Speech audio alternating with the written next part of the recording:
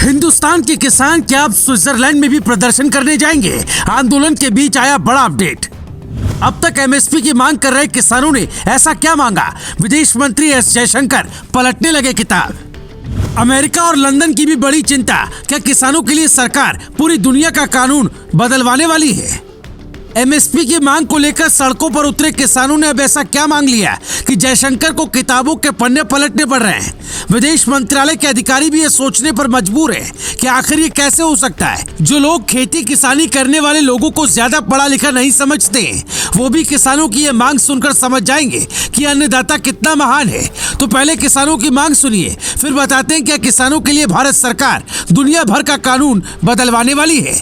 किसान नेताओं का कहना है कि साल 1995 से पहले भारत स्वतंत्र कृषि नीति के हिसाब से चलता था, लेकिन WTO यानी वर्ल्ड ट्रेड ऑर्गेनाइजेशन का सदस्य बनते ही चीजें बदल गए।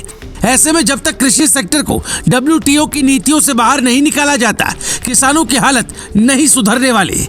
एमएसपी की गारंटी भी सरकार इसी वजह से नहीं दे पा रही है। इसीलिए हमारी मांग है कि भारत WTO की सदस्यता छोड़ दे। लेकिन सवाल उठता है कि क्या ये इतना आसान है? इसके लिए हमने WTO के बारे में जानकारी जुटाई तो पता चला कि साल 1995 में जब इसका गठन हुआ, तभी से भारत इसका मेंबर है।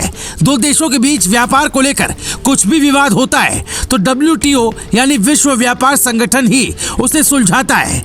ये किसानों को सब्सिडी देने का सबसे बड़ा विरोधी है। इसका कहना है कि कोई भी देश अपने यहाँ के कुल उत्पादन का 10% ही सब्सिडी के रूप में दे सकता है, जबकि भारत ने साल 2020-21 में 15% सब्सिडी दी थी, जिसे लेकर अमेरिका के कई सांसदों ने जो बाइडेन को पत्र लिखकर भारत के खिलाफ मुकदमा चलाने की मांग की थी। ऐसे में कई लोगों को यह बात समझ नहीं आई कि भारत अगर अपने किसानों को सब्सिडी दे रहा है तो अमेरिका को उससे क्या परेशानी है। तो इसकी भी वजह समझ लीजिए। मान लीजिए किसी फसल की लागत 100 रुपए होती है और सरकार उस पर 30% सब्सिडी देती है, तो किसान उस फसल को 100 की बजाय 80 रुपए में ही बेचकर निकल जाएंगे। अब भारत के उपभोक्ताओं के लिए तो ये अच्छा होगा, पर यही अनाज जब विदेश में पहुंचेगा तो उसकी कीमत बाकी देशों की तुलना में थोड़ी कम हो जाएगी। यानी भारत को प्रोडक्ट सस्ता होगा तो उसकी डिमांड ज्यादा होगी और बाकी देशों के किसानों का नुकसान हो जाएगा। इसीलिए विश्व व्यापार संगठन ने सब्सिडी वाला नियम बनाया। अब चूंकि भारत शुरुआत से इसका सदस्य है, इसीलिए इस ग्रुप से बाहर होना इतना आसान नहीं। पर मोदी जयशंकर की जोड़ी अगर चाहे तो कुछ नया रास्ता निकाल सकती है और चुनाव का मौसम भी है, इसीलिए किसानों को मनाने के लिए कुछ भी हो सकता है। पर सवाल ये है कि अगर सरकार ने मांगे नहीं मानी तो क्या अगली बार किसान WTO मुख्यालय स्विट्जरलैंड में जाकर प्रोटेस्ट करेंगे, या फिर दुनिया भर का ध्यान आकर्षित करने के लिए किसानों ने सिर्फ ये मांग रखी है? Bureau report, global Bharat TV.